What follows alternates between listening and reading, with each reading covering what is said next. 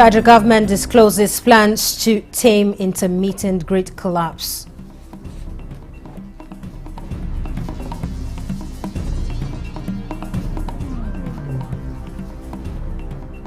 Nigerian Boundary Commission seeks cooperation of states in resolving miscellaneous boundary tussle.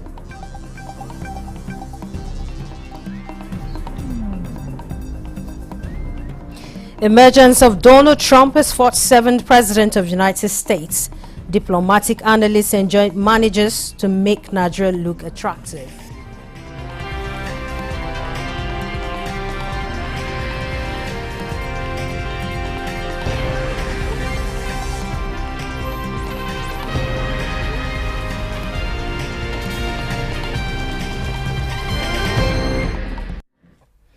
We're live in Abuja. I'm Comfort Amadu. Good to have you join us on the news desk at 3.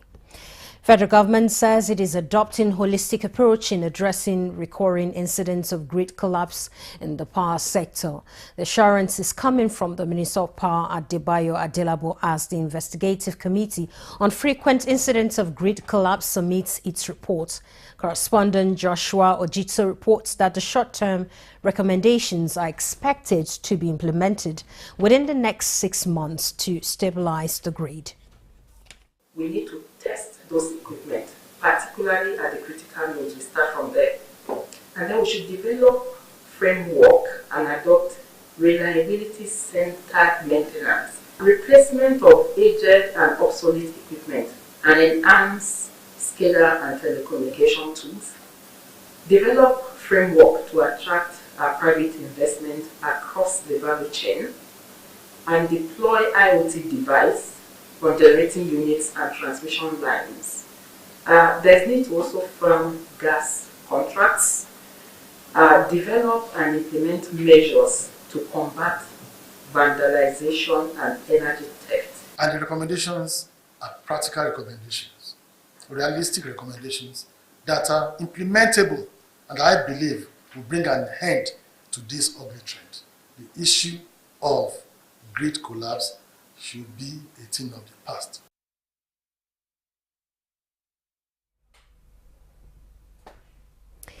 As the earth cries out in distress, the voices of Africa's most vulnerable communities rise above the din, pleading for climate justice. The stories etched in the canvas of existence demand to be told. Now, our correspondent Ibrahim Danhamidu brings you insight from the African Climate Change Caravan for Justice in Abuja, where Africa's climate future was under the spotlight. 30 years ago, the world spoke of global warming. Today, it's climate change, rising temperatures, devastating natural disasters, and unpredictable weather patterns demand urgent attention.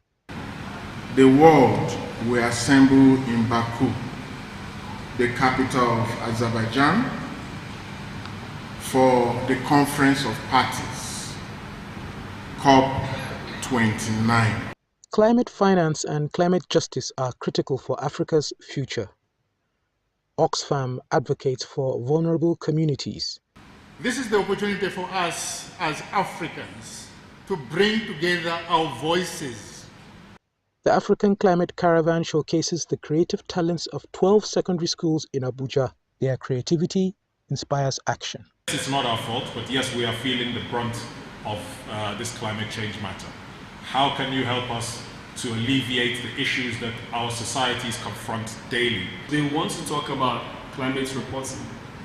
One of the holy books talks about the fact that how can the people take action? Desertification has led to a lot of problems, including food security. Students at the Africa Climate Caravan concurred with the reality of empowering communities and promoting sustainable development. We should stop introducing waste products into the water. An awareness to enlighten the public by keeping the environment clean. In Abuja, Ibrahim Danhamidu, Nta News. International affairs analysts say Nigeria should not be overly expectant that the country will benefit from a second Trump presidency in the United States of America. Discussing the implications of Donald Trump's incoming administration for Africa, the analysts advised the Nigerian government to look inward and make the country more attractive to the international community. Let's get more on this from Ekemini Williams. It became clear that Donald Trump had become the 47th president-elect of the United States of America. Leaders from across Africa began sending congratulatory messages. But the question on the lips of many is, will Trump's second coming be good for Africa? International affairs experts on the program therefore counseled that Nigeria should consolidate her relationship with countries which already have considerable economic interest here. China, for the past 15 years, is the largest investor in Africa. To compete, in comparison, the United States investment in Africa at the moment is no more than 50 billion US dollars. But the economy itself, that where the vast majority of the people operate, America is not involved when it comes to Nigeria or anywhere else in Africa that I know of. They, however, submitted that Nigeria can continue to collaborate with the U.S. on technological and military assistance. We have uranium, we have various natural resources that the world is in demand of, so we should definitely negotiate from a point of strength. But I think we should just map and see who has ties with Donald Trump and his campaign. And the defensive position that I see is actually America coming in to try to reclaim some of the grounds that the Chinese. So it will definitely be to our own advantage at the end of the day, because we'll have two suitors. The experts also suggested that the Ministry of Foreign Affairs and that of Trade and Investment should strategize and market the country to the world. In Abuja, Ekemini Williams, Nta News. Without peace, it will be impossible to amicably resolve the myriad of interstate boundary disputes across the country. The Director General of the Nigerian Boundary Commission, Adamu Adaji, emphasized this in Abuja at a forum to advance conversations among stakeholders on Abia and Akwa Ibom boundary dispute. Kevin Henwai reports. Abia Akwa Ibom interstate boundary spans hundreds of kilometers at the Ini local government in Akwa Ibom and Ikoano local government in Abia State. It is one of the most volatile boundaries with several crises in the past, which resulted in the suspension of work in the tracing and fieldwork by officials of the NBC since 2014. Following breakthrough in talks brokered by the NBC, the groundwork for continuation of the tracing have been laid. This meeting, attended by delegations from both states, is to further advance discussion and iron out contentious areas to enable the tracing and other activities to go on unhindered. It is not intended for us to sit down and resolve the boundary problem. It's for us to sit down, look at the issues, identify and agree that yes, there are issues that need to be sorted out, and jointly agree on the path to follow towards fast-tracking the resolution process. Recommendations emanating from this stakeholders' engagement are expected to guide the NBC in resolving the dispute to foster lasting peace and development in the boundary communities. In Abuja, Kelvin Ebodwaye, Nta News. Governor of Akwa Ibom State, Umar Eno, has reaffirmed his commitment towards the advancement of infrastructural development for improved economic activities in the state. This was at the official inauguration of road at Eni local government area and environs, just as he drives his RISE agenda towards rural transformation. Kelvin Samuel reports. It's revealed that roads, which are critical for community development, reduces transportation costs, enhance accessibility and foster economic growth. For the people of Barenin and Ekodabat local government areas of Akwa Ibom State, this particular 10.519 kilometers road connecting these two local government areas is received with joy and relief from the setbacks in the past. We want to thank you for this road that you have done and completed for us, which will add value to this local government. I can assure you that it's going to last not less than 20 years. For Governor Mo Eno, his administration's determination to improve the lives of the people through people-oriented project is a done deal. We need to continue to develop our rural communities, not just in Benin, but all around the state. But because my wife comes from here, even the things we did not want to do before, we'll do now some more. High point of the event was the official inauguration of the road. From Benin local government area of Akwa Ibom State, Kelvin Samuel, Nta News. The fact that some negative issues arise from time to time in the education sector, which is normal with day-to-day activities in any aspect of human endeavor, Nigerian education can still be rated high, whether within or outside the country.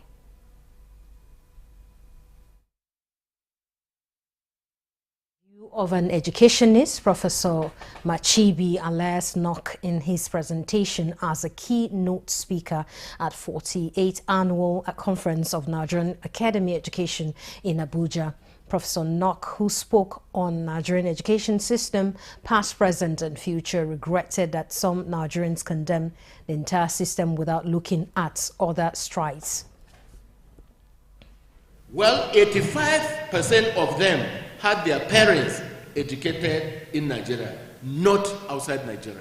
The above are arguments that our education has grown so much. Nigerians need to desist from this behavioral negativity when they discuss issues pertaining to Nigeria. If we want to develop, we must find indigenous language because it's easier to think in your language, to express in your language, and of course produce in your language. Education is the mother of development. Education is the only key that will open doors, that can open all doors of development. There's no substitute to education. Which is an organization of seasoned experience and top-notch educationists from academia and administration, called for the review of procedures of recognizing and accrediting qualifications acquired outside the country to avoid having half-baked graduates. You're still watching the news desk at 3 live on Nta News 24. More reports ahead. Don't go away.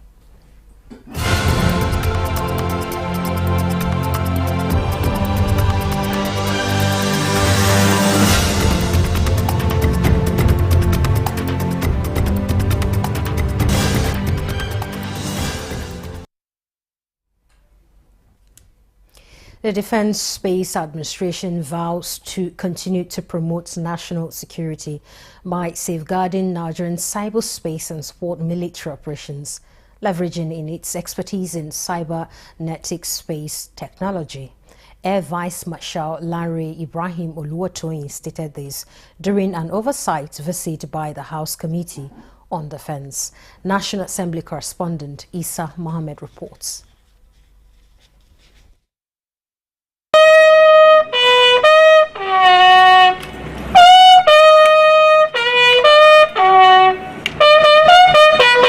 Air Vice Marshal Larry Oluwatoyin says defense space strengthens the cyberspace capabilities of the Nigerian Armed Forces in ensuring they remain effective in the face of emergency. The DSA mission is to support the Armed Forces of Nigeria and other security agencies with relevant space products and solutions necessary for the conduct of our operation in peace and wartime, in line with the National Space Policy and Program.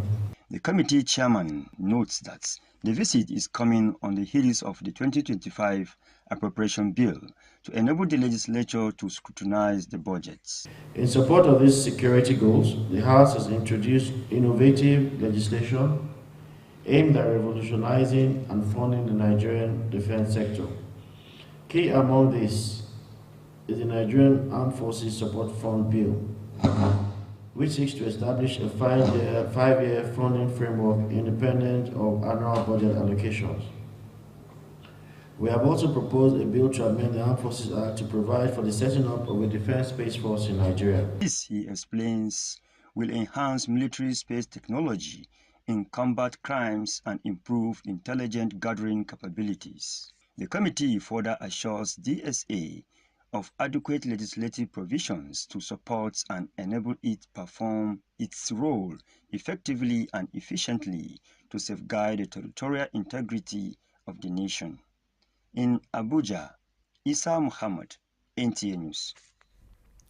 The recent death of Lieutenant General Taoreed Lagbaja and the tragic passing of Lieutenant General Ibrahim Tairu in 2021 underscores the profound sacrifice that comes from the office of the Chief of Army Staff leading the country's defense. As the nation mourns them and other fallen heroes, defense correspondent Olajide Bello reflects on the enduring legacy of Nigeria's indigenous army chief, who since 1966 have shouldered the responsibility of safeguarding and preserving the country's territorial integrity. You cannot let this nation down. You must go there and do the needful. These powerful words from Lieutenant General Ibrahim Tairu, the 23rd Chief of Army Staff, embodied his unwavering dedication to Nigeria. Yet, like a tragic twist of fate, he did not live to complete the mission he envisioned. In May 2021, Tairu died in a plane crash while serving his beloved nation. For the Nigerian army, the phrase "victory comes from God alone" speaks to a higher power, but Tairu's charge to his men reflects the deep responsibility that rests on the shoulders of the Chief of the Army Staff, especially in times of national crisis where peacekeeping and nation-building are paramount. As Nigeria was still recovering from the loss of Tairu, tragedy struck again just 2 years later. The sudden death of Lieutenant General Taoreed Lagbaja, the 25th Chief of Army Staff, once again plunged the nation into grief. Known for his quiet strength and professional discipline, Lagbaja's passing is another reminder of the sacrifices that come with military leadership. His tenure, though brief, left a mark on both his colleagues and the country. Since Nigeria's transition to a republic in 1963, 25 indigenous Chiefs of Army Staff have taken up the mantle, guiding the army through some of the nation's most challenging moments. From General Johnson Agui-Ironsi, who became the first indigenous COAS in 1965, to Major General Yakubu Gowon, who led the nation during the Civil War. The legacy of these leaders is deeply intertwined with Nigeria's history of resilience and survival. Each era brought its unique challenges, from rebuilding after the Civil War in the 1970s to stabilizing the country during military regimes in the 1980s to steering the army towards a democratic future in the 1990s. More recently, the fight against terrorism and insurgency has defined the 21st century leadership of the Nigerian army, with men like General Tukur Buratai and Lieutenant General Tairu leading from the front lines. But these leaders did not all complete their journeys. Tairu's tragic death in 2021 shook the nation, and Lagbaja's sudden passing in 2024 further underscored the heavy toll of military service. Both men, along with others like Major General Agui-Ironsi, who was killed during the 1966 counter-coup, left behind not only a legacy of service but also a deep national mourning. These losses are reminders that the responsibility of defending a nation often comes with profound personal sacrifice. Olajide Bello, Nta News. The Nigerian Air Force Officers' Wives Association says it is placing premium on the health and well-being of their spouses to ensure sound health for enhanced performance in their service to defending the nation's territorial integrity through provisions of air power sports to own troops. President of the association and wife of the Chief of the Air Staff, Rekia Abubakar, made this known at a talk dinner in commemoration of Men's Health Awareness Month held at the Armed Forces Officers' Mess in Abuja. Olajide Bello again reports. Go from your 913, Charlie 130, requesting Chester from Akodi. They toil day and night with several hours of air interdiction missions, intelligence and surveillance reconnaissance, as well as armed recce with effective air power through its various state-of-the-art platforms. The onerous task of providing air support to own troops keeps them away and awake for hours just to ensure Nigerians sleep with their two eyes closed.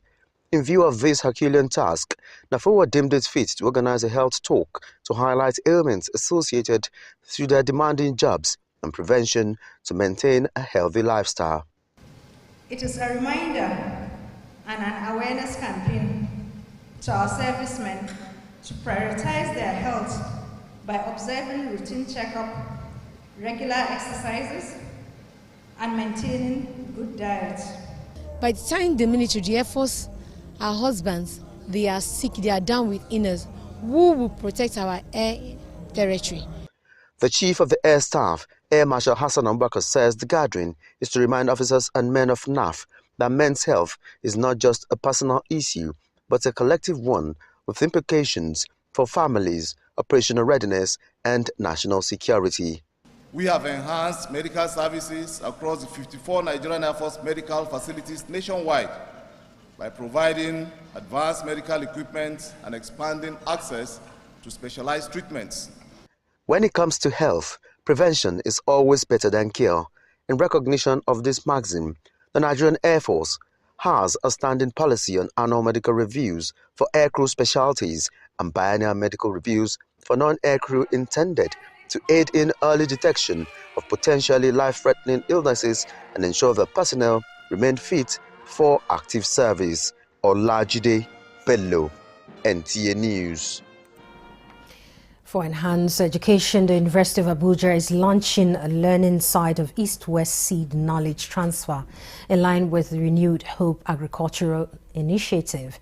And the First Lady Oluremi Tinubu, represented at the launch, say the introduction will be making the difference in vegetable production value chain. Ibrahim Bello Gunda was there. Transforming Nigeria's vegetable production and market by introducing new varieties, technology and knowledge to educate students, smallholder farmers and researchers on profitable and sustainable inclusive farming techniques and innovations is aimed at changing the vegetable farming narrative. First Lady Oluremi Tinubu, represented by wife of the Vice President, Nana Kashim Shettima, highlights how the program resonates with every home a garden program, while encouraging others to emulate the initiative, which is in line with Renewed Hope agricultural policy as well.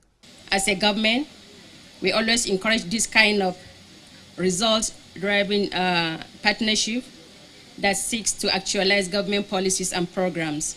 Acting Vice Chancellor, University of Abuja, Professor Aisha Sani Mekudi, and Executive Director, East-West Seed Knowledge Transfer Foundation, Stuart Morris, said they have trained more than 2,000 farmers in modern vegetable farming in Nigeria, and the collaboration with the University of Abuja will provide more opportunity for students and researchers to key into the project. It will be a center for learning, innovation, and growth, advancing our collective goals of entrepreneurship, sustainability, and food security. The main objective of the farm is to expose and train different stakeholders in profitable and sustainable production practices. So in the concept of value chain, you choose where do you want to belong within the value chain and you turn it into business and start making money. The First Lady and other guests launched and toured the University of Abuja learning site. Ibrahim Bello Gunda, Nta News. Nigerian Nuclear Regulatory Authority is currently conducting a nationwide training for regulators in nuclear safety aimed at enhancing their knowledge and skills in radiation protection. The capacity building program holding in Abuja is part of the authority's broader strategy to strengthen its regulatory framework and meeting international safety standards. More on this with Ekene Ndulwe. Ivisa Basic, a nuclear safety expert from the European Union with 35 years of experience, is eager to share his extensive knowledge on nuclear regulatory practices and safety protocols with participants. He believes the program will enhance their capability to make independent safety assessments on nuclear installations. And we are supporting nuclear regulator of Nigeria for the independent assessment and enhance their capability to make their own independent review of the deterministic and probabilistic safety assessment for the nuclear installation. Exchange of ideas among resource persons from various countries highlighted best practices across the globe. Dr. Yao Idris, Director General, Nigerian Nuclear Regulatory Agency, expresses optimism on the prospects that the capacity building program holds for staff of his organization. What we aim to achieve is to refresh our staff knowledge on the issue of nuclear safety, nuclear security, and also nuclear safeguard. As the nuclear sector continues to grow, organizers say refresher programs such as these is needful in ensuring safe and responsible use of nuclear energy and radiological materials. In Abuja, Ekene Ndulwe, Nta News. That's the news at this time. Many thanks for watching. I'm Comfort Amodu.